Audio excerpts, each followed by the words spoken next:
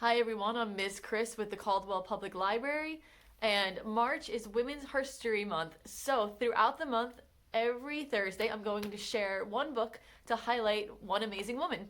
Now, obviously, there are many to choose from, and the first woman I've decided to start with is Beverly Cleary. So I figured we're a library, we all love to read, some of us may even have aspirations to write one day, and I know that growing up I loved reading her books, the Ramona books, the Mouse and the Motorcycle books, and if you have not read them yet, I definitely suggest you check them out.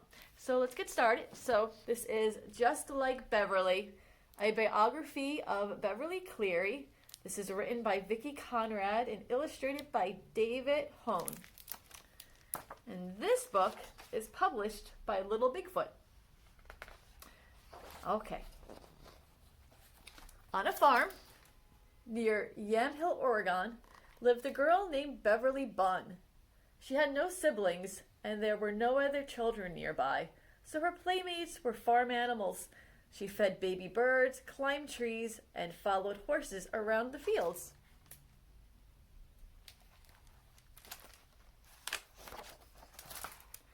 Beverly loved stories, but she had only 2 books. Her mother read them out loud over and over. Beverly was so starved for new stories, she made up her own. She made up stories about the fluffy yellow chick in a magazine ad. She recited Goldilocks and the 3 Bears over and over, and dreamed up adventures about the Campbell Soup Kids.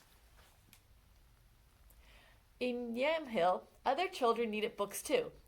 Beverly's mother decided to start a children's library in town. When she asked the Yamhill community for donations, a pile of adult books arrived. Where were the books for kids like me? Beverly wondered.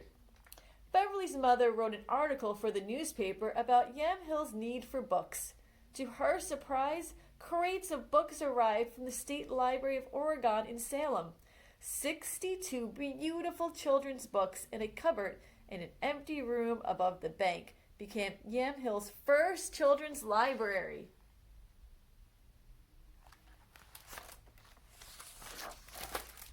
Finally, Beverly had new stories. She sat in her mother's lap and listened to book after book. Fairy tales and Beatrix Potter books about bunnies and squirrels were her favorite.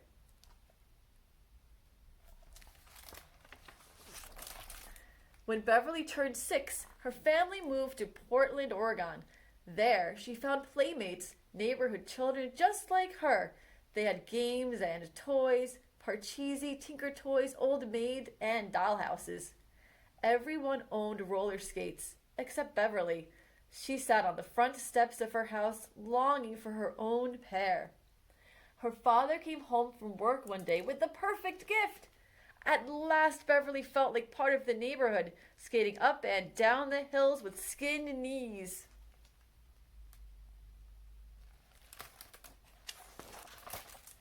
Beverly and her friends had fun inventing games. They made perfume by pounding rose petals and soaking them in water. They played brick factory by smashing old bricks into dust with rocks. They clanked around on stilts made from coffee cans until they fell over laughing. To teach her to be graceful, Beverly's mother enrolled her in ballet. She danced around the studio trying to learn steps that sounded like gallop and saute.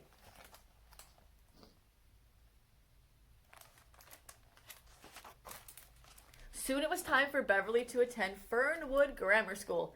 Her father brought home 2 first-grade readers. "I'll teach you to read," her mother said. Beverly shook her head. She wanted to learn at school. The first day at Fernwood was a blur of children. A whistle blew and everyone marched into class. Beverly pumped her knees and followed. Before lessons, the class sang about the Dawnzerly light. What kind of light is a Dawnzer, she wondered. Everything was strange to Beverly. The songs, the Pledge of Allegiance, the rules, the desks, all in rows. She felt small and nervous. Have you ever felt like that?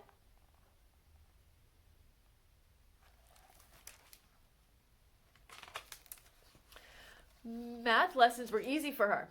She could already add and subtract, with real numbers, not counters. Her teacher, Miss Falb, never noticed. When Beverly wrote with her left hand, Miss Falb noticed. You must always hold your pencil in your right hand, she scolded. Now writing was painful and hard. Beverly began to read small words like Mama, Kitty, and C. Some of you may not know this, but at one time, if you wrote with your left hand, some teachers would make you switch and write with your right hand. But I don't think that happens as much anymore, if at all. Right. So back to the story. Oh no, Beverly got sick with the smallpox. This was a serious illness. A red sign on her lawn warned the neighbors and the milkmen to keep away. Even her father had to leave until she was well again. When she returned to class after weeks and weeks, reading was harder. Miss Fall put everyone into reading groups. Bluebirds, redbirds, blackbirds. The bluebirds were the best readers, the blackbirds the worst. Beverly was assigned to the blackbirds. Beverly dreaded reading circle. When each blackbird had to stand and read aloud, all eyes watched her struggle, her tongue tripping over the words. She hoped for easy words she already knew, like party and baby. As she stood for her turn, Beverly's stomach twisted, and her voice was small as a mouse. Besides, the reading books were boring. The children in the stories never did anything interesting, and they weren't funny like her friends. Tom and Pam go to the seashore, she read. Beverly knew everyone in Oregon went to the beach. No one said seashore. Where were the books about kids like her? But something wonderful happened the next year. Beverly went on to second grade, and her new teacher, Miss Marius, was patient and encouraging. Beverly, come to my desk with your book. Side by side, Miss Marius pointed to letters and hinted at their sound. Soon, Beverly could read every word. Finally, she was happy and confident at school. She was proud in a way she had never been before. She could read, but the books were too boring. So Beverly decided she would read only for Miss Marius, the teacher she loved.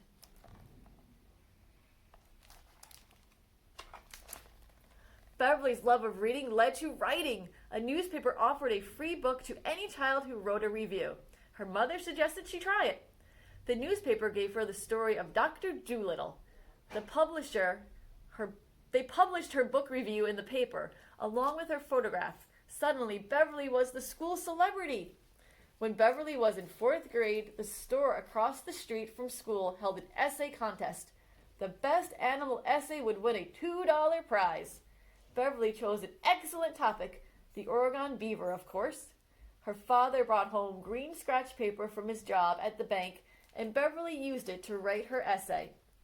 Beverly was nervous, so many of her classmates planned to enter, but she did her best and turned her essay in early. On the last day of the contest, she raced to the store. Beverly won! Mr. Abendroth handed her the prize money. She couldn't believe it. $2 whole.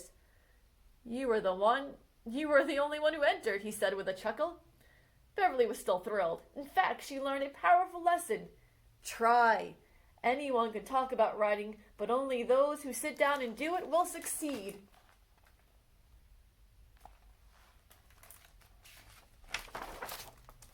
In 7th grade, Beverly wrote stories in her reading class. Her teacher, Miss Smith, was impressed. She read one of Beverly's stories out loud and announced, when Beverly grows up, she should write children's books. Beverly dreamed of being a writer. She even found the spot on the library shelf where her books would go one day.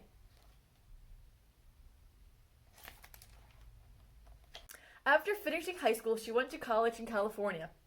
At a party, a kind man named Clarence Cleary asked her to dance. They soon became friends, and as college ended, Clarence promised to marry her. But Beverly needed to follow her dreams of becoming a librarian. So while Clarence stayed in California, she moved to Seattle to study library science at the University of Washington. Then she got a job as a children's librarian in Yakima, Washington.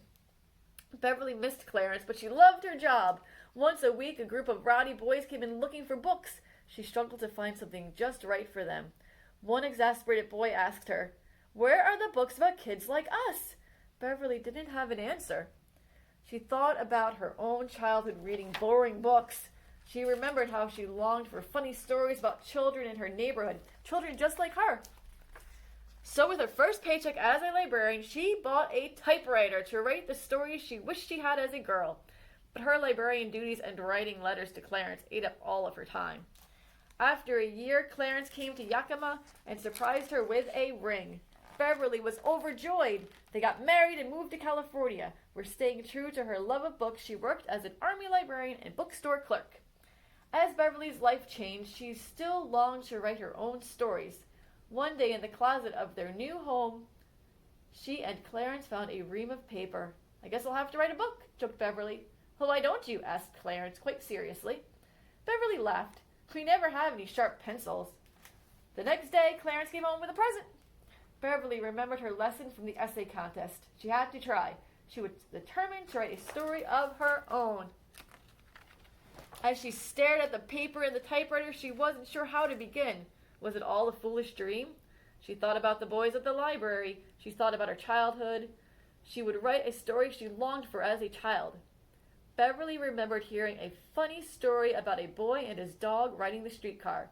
She wrote her first sentence. Henry Huggins was in the 3rd grade. "What will I call the dog?" she wondered. Glancing toward the kitchen, it came to her. Spare Ribs. Beverly completed her first short story, named it Spare Ribs and Henry. She sent it off to the publishers and waited. She checked the mail every day. Finally, a postcard came that read, "Your manuscript has been received." She kept waiting. Every afternoon for 6 long weeks, she trimmed the rose bushes in her yard, waiting for the mailman. Beverly explained she was waiting for good news. At last, the mailman came running. "It's here," he called. Beverly celebrated with Clarence. Spare Ribs became Ribsby, and 2 years later, Henry Huggins became her first published book. It was a huge success. She wrote many more books inspired by her childhood. Each story was filled with characters who lived and played on Klickitat Street. Beverly's character, Ramona Quimby, loved playing brick factory, wearing coffee can stilts, and roller skating. She wondered about the Donzier light, just like Beverly. Henry Huggins was just like the boys who came in the library. Beverly Cleary, the struggling blackbird reader, wrote more than 40 books for children. She became one of the most celebrated authors in the world by writing for children just like her. So the next time you're in Caldwell Library, if you want to check out some of Beverly Cleary's books, come to our fiction section. You can always ask me or one of the other people who work here for help. And you're going to look for Beverly Cleary. It's actually on the bottom shelf. And there we go. We have Henry and Ribsby, the Ramona books,